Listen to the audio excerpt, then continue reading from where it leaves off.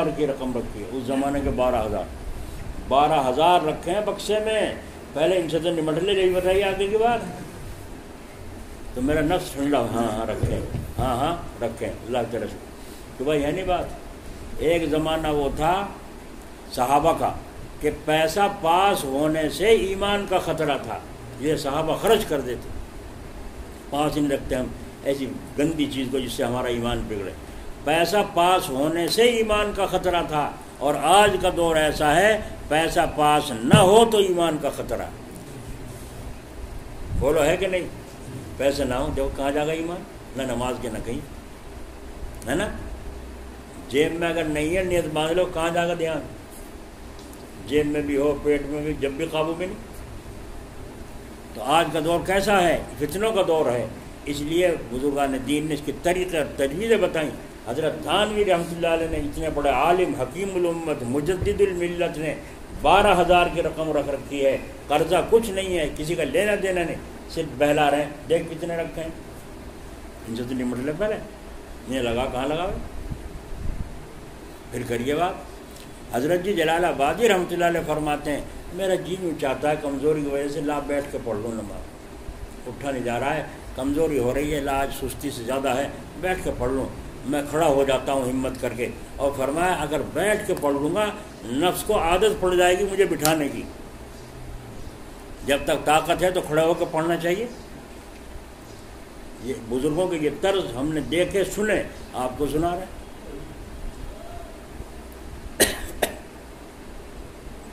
ظہر کی نماز سنت پڑھی 2 اور پھر بیٹھ کے 2 نفل پڑھیں تو آدھا ثواب ملے گا.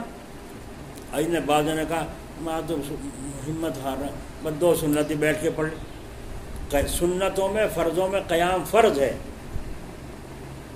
اب اگر اس نے ہمت تھی کھڑا ہو سکتا تھا، نہیں پڑھی اور سنت بیٹھ کے پڑھی، سنت ہوئی نہیں. نفل پڑھ سکتا ہے نا. تو یہ بزرگان دین کو اللہ کی پہچان نصیب تھی. اللہ تعالی ہمیں بھی توفیق نصیب کرے. اس لیے اللہ والا اگر بننا ہے تو بہت آسان ہے. جو ہو گیا ہو گیا. استغفار کرتے رہو، توبہ کرتے رہو. تو وہ بزرگ جو 40 سال تک روتے رہے انہوں نے اللہ تعالیٰ سے یوں کہا یا اللہ اتنے دن ہو گئے دعا مانگتے مانگتے، آخر میری مراد کیوں نہیں پوری ہو کے دے رہی، کوئی دعا قبول نہیں ہو رہی. تو اللہ تعالیٰ کی طرف سے الہام ہوا میرے بندے کیا تجھے پتہ نہیں ہے میرا ایک دروازہ ہے دوسرا بھی ہے. اللہ تعالیٰ نے کہا میرا ایک ہی دروازہ ہے یا دوسرا بھی ہے تجھے پتہ نہیں ہے.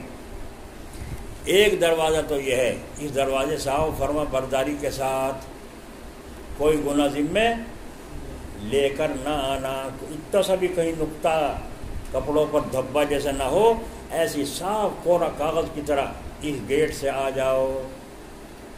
سمجھ میں آ گئی کتنا مشکل کام ہے.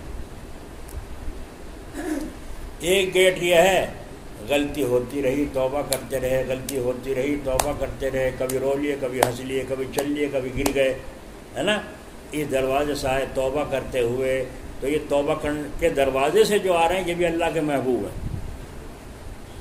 ان اللہ یحب التوابین، قرآن میں اعلان کیا اللہ کہ گارنٹی کی بات ہے اللہ محبت کرتا ہے توبہ کرنے والوں سے.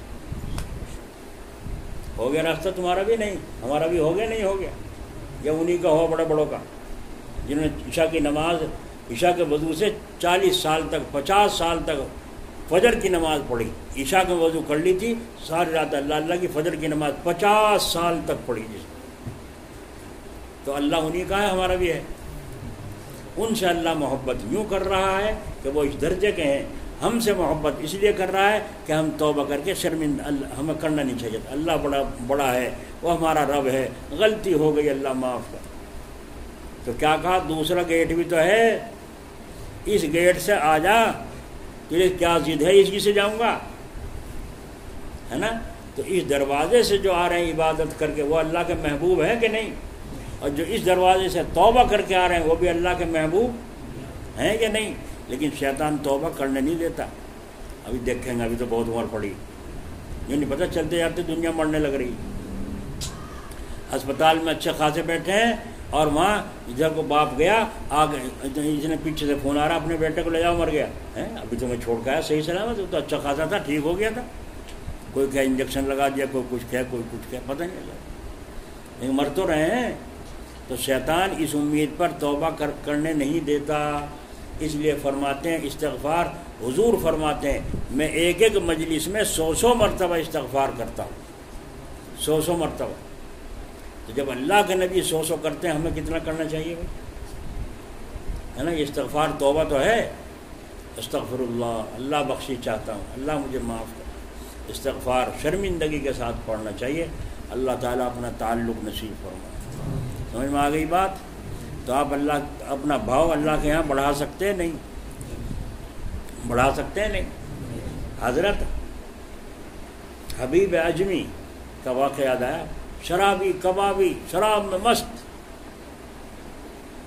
شراب میں مست چلے جا رہے تھے شراب پینے، میں راستے میں دیکھا کاغذ پڑا، اس پہ لکھا اللہ، عربی میں لکھا ہوا تھا، تو کوئی ہوگا اخبار وغیرہ رسالے کا، وہاں پر دیکھا اللہ لکھا، انہوں نے کہا ارے یہ یہاں پڑا اللہ کا نام، اسے اٹھایا صاف کیا، جیب میں خوشبو تھی اٹھا کے اس پہ لگایا اور اپنے امامے میں رکھ لیا اور شراب خانے میں چلے، لاؤ بھائی شراب لے کے پیا اور اپنا پڑھ کے دودھ ہو گیا۔